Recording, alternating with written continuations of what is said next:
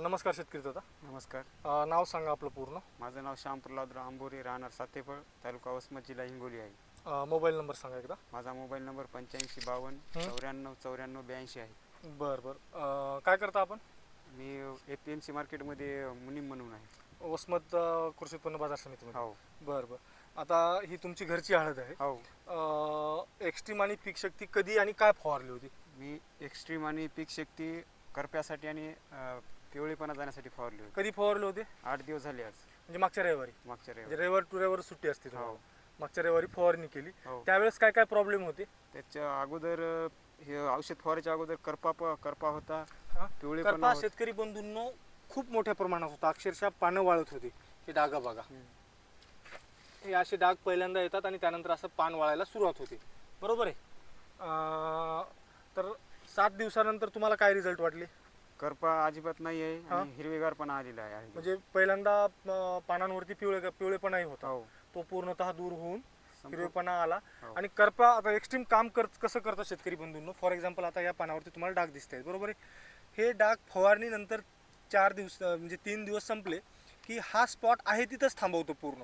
आणि त्यानंतर जी येणारी नवीन कळी आहे त्यावर मात्र डाग येऊ देत नाही, बरोबर आहे. आता काही शेतकरी बंधू म्हणतात की नवीन कळीवर तर डागाच येत नाही. आता ही फवारणी करते वेळेस ही कळी होती शेतकरी बंधूंनो. तुम्हाला ही कळी दाखवतो. ही एकदा उकळून दाखव. हो हो दाखवा ना ती. म्हणजे ही फवारणी करते वेळेस ही कळी आहे ना, त्यावर करपा आलेलाच आहे. उलटा दाखवा, उलटा. शेतकरी बंधूंनो हे पहा, हे जे स्पॉट आहेत हे करप्याचे स्पॉट आहेत. आणि आता जे एकदम कवळा स्पॉट बघा, कवळा कळी बघा, म्हणजे त्यावर तुम्हाला सुप्रीम रिझल्ट दिसून येईल. नवीन आज आलेली कळी आहे.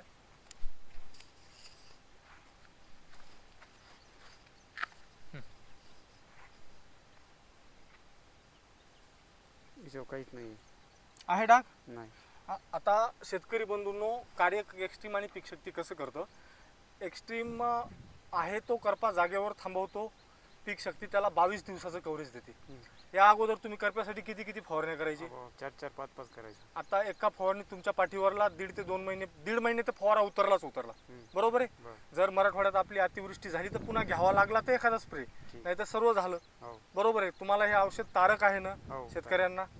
बाकी शेतकऱ्यांनी फवारायला पाहिजे का? वापर करायला पाहिजे औषध. कशामुळं? कारण की करपा आणि हिरवेपणा हळदीवर टिकून राहते. बरं.